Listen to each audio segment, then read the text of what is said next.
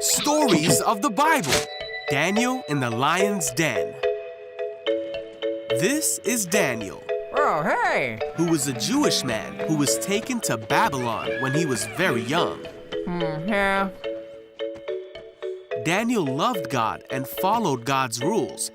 He talked to God 3 times a day and asked God for help often.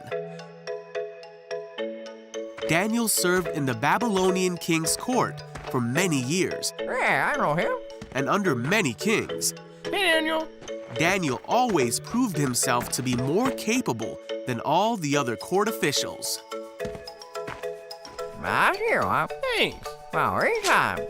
Daniel was serving under King Darius, and because of his great abilities, the king made plans to place him in charge of the entire empire. Wow, okay.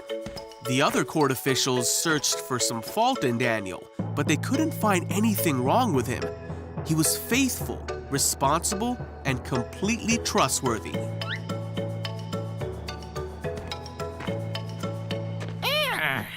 Wait. The court officials realized the only way to get at Daniel would be to challenge his faith. Come on. So they went to King Darius Excuse me, Your Majesty. and advised him to make a law that for the next 30 days, any person who prays to anyone except King Darius will be thrown into the lion's den. I like it.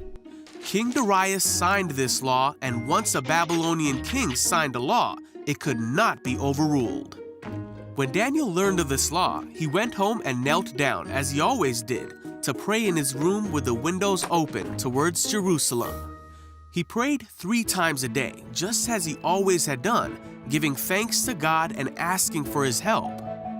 The officials went to Daniel's house and found him praying. Gotcha. They went to the king and reminded him of the law. I remember. Well, Then they said that Daniel had been found praying to God 3 times a day. What? When the king heard this, he was very upset, Get over here. and he spent the whole day trying to think of a way to save Daniel. wait, what? By that evening, the court officials came back to the king and reminded him that no law signed by the Babylonian king could be overruled. So at last, the king gave orders for Daniel to be thrown into the lion's den. The king said to him, "May your God, who you serve faithfully, rescue you." Then the lion's den was sealed shut with Daniel inside. The king spent the night fasting and couldn't sleep. Then very early in the morning, the king hurried to the lion's den. He called out, Hey, Daniel. "Was your God able to rescue you from the lions?" And Daniel answered, "Long live the king! My God sent his angel to shut the lions' mouths so that they would not hurt me, for I have been found innocent in his sight." The king was overjoyed and ordered that Daniel be taken out of the lion's den.